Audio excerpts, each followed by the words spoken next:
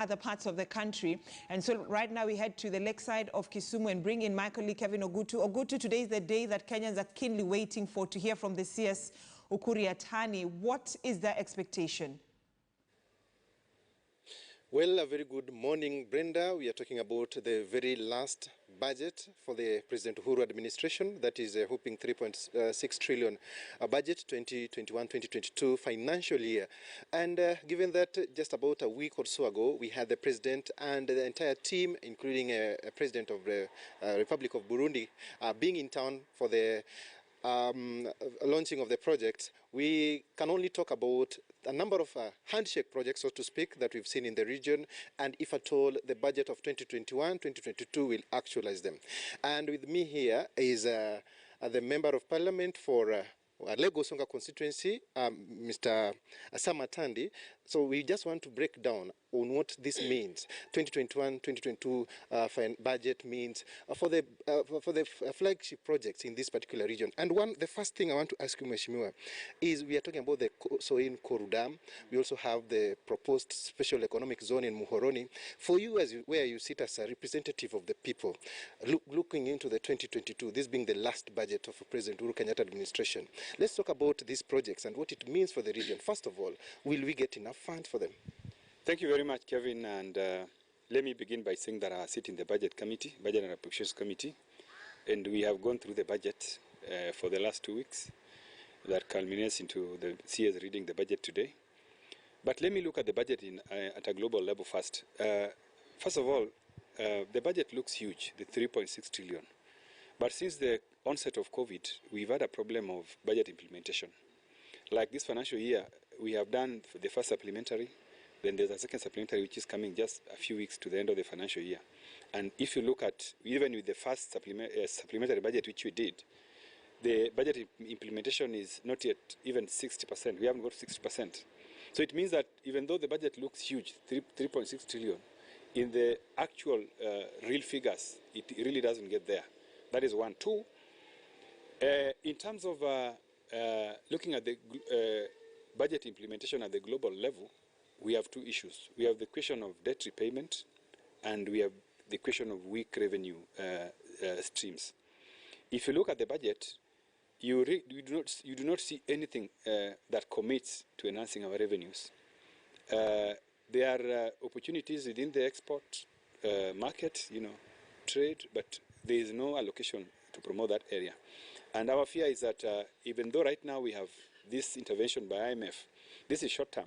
And within this short-term period, the government should have really put resources within that sector so that when the IMF situation ends, then we can be able to jumpstart and pick up. But that is not the situation. Now, coming back locally here in Nyanza, for us this financial year, what really the biggest project that we are looking forward to, which we are fighting for at the budget level, which we have put some allocation, is the Skoru Soin Dam. This dam is going to be very important because, one, is going to help us in meeting the water challenges within this region. Two, generation of power. And three, management of the flooding within the Nyando area. This is something that has been a problem for us in this region. So I think it's one of the things that we look forward to. And secondly, of course, there are those ongoing projects which must be completed within this financial year.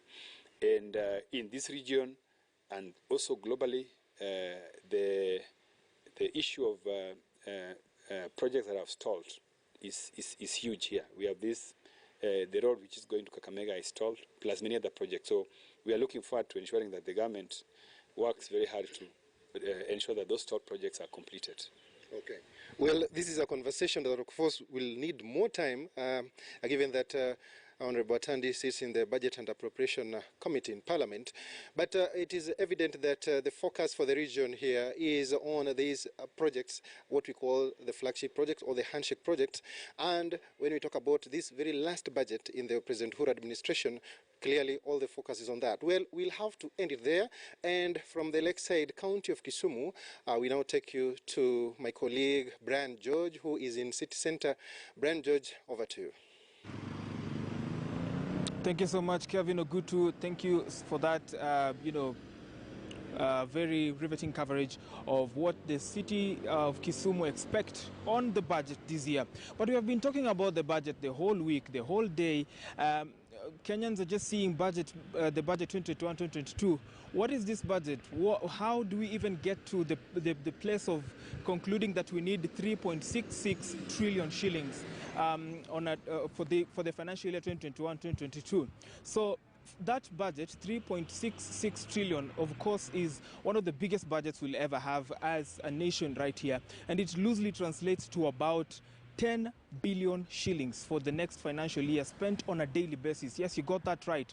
3.66 trillion shillings translates to, for 365 days, translates to just 10 billion shillings that is being spent on a daily basis. But how did we get here? Now, initially, the process of budget making was a reserve of the National Treasury only. Back then, the ministers for finance, right from James Gishuru, who was the very first minister for finance we ever had at the time of independence, until the time when Ambassador Robinson Jero Githai left the wings of power as minister for finance, marking the end of the old constitutional dispensation, ushering in the new one. The constitutional making process, the budget making process was a reserve of the National Treasury. Today, that is not the case. The public has to be involved, which is why we are here in the streets today to take sentiments from the public on what they expect on the budget.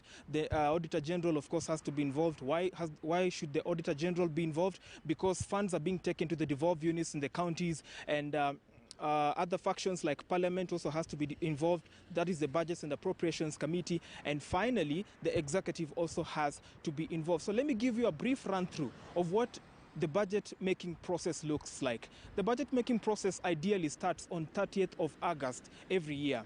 So that is the time when Treasury lays out a strategy for public participation. That is the process one, of course. Process number two is on 1st January, when the Commission for Revenue Allocation now sits down to lay out like a brief layout, really, of what the division of the national cake will look like at the end of at the time when the budget will be tabled. Now, fast forward to 15th of February, which is now process number 3, the Treasury CS is expected normally to table a budget policy statement in Parliament. What is this animal called the budget policy statement? It is simply a statement that gives the objectives, the outlines of what should be prioritized in that financial year's budget. And so, after the budget policy statement has been tabled, at around the end of February, Parliament is expected to normally sit down and deliberate on that proposed budget policy statement. Once the budget policy statement has been provided, Parliament either rubber stamps, which is approval, or does away with it. And we saw that happening last year when it was suspended by Parliament. Process number 5 is normally in 1st March, and it comes when the publication of the budget policy statement is normally made. Of course, that is for the public to interrogate, other civil societies to look at it, if it is approved and such kind. We'll move fast to process number 16, which normally happens on 16th March. As provided for in the Constitution, the Parliament passes the Division of Revenue Allocation, the Division of Revenue Bill rather, and also county also, tables their own allocation for revenue expenditure. Process number 7 is normally in April, the end of April, where Treasury submits the budget estimates for, of course, the Executive. The Judicial Service Commission also gives the budgetary allocations for that year, budget estimates for that year. And then also Parliament, the Parliamentary Service Commission equally gives their own. We have seen in this year's budget, the Parliament has been allocated 46 billion shillings, while the Judiciary has been allocated 17 billion. And the next process normally is on 30th of June, when Parliament passes the appropriations bill. Finally, the counties and Parliament pass the finance bills, which are equally just tools that allow the government to raise revenue and to appropriate and also finally give room for expenditure to happen. So that is a brief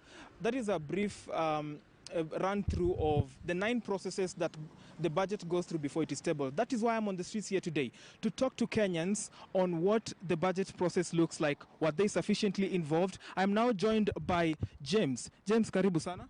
Nashukuru. So langu la kwanza ni, unahisi kama serikali iliwahusisha sana nyinyi kama citizens katika ile process ya budget making? La. Mbona unasema hivyo? kwa sababu kama mtu kama mimi si kuhusishwa ama mahali nafanya, si kuona mtu wa serikali yote akuja kutuliza swali kuhusu bajeti ambayo ile inatangazwa sasa. Ya, kama kungekuwa na njia yenye ongeza kufika kwa raia, ingekuwa jambo la maana. Unaona ni njia zipi ambazo serikali inaweza kukuza kule public participation ilmradi ili tuweze kuweka opinions za wananchi katika budget making? Saizi kuna vitu mingi sana watu wanaweza tumia, kwa sababu kama vitu kama survey, saizi kila mtu anaingia kwa internet, wakiweka pale mtu akilogin anaweza weka opinion yake, yes or no. Ni kitu rahisi sana. Tukimalizia, unafikiria serikali inafaa iangazie nini katika bajeti ya mwaka huu? Bajeti ya mwaka huu sana sana mambo ya karo, afya na chakula. Hizo vitu vitatu. Shukran sana James, and that is a statement from one of the residents here in Nairobi who feels that the government has not really involved the public in the budget making process. So we'll be keeping an eye on this and we'll be telling you much more as the day goes by. We're giving you an end-to-end coverage of the budget making process and of course the highlights for today. Back to you in studio, Brenda. All right, thank you so much, Brian Jojo Tieno. And Dr. You've had it, you've been with me in studio since morning. You've heard what some of the people my colleagues have talked to have said.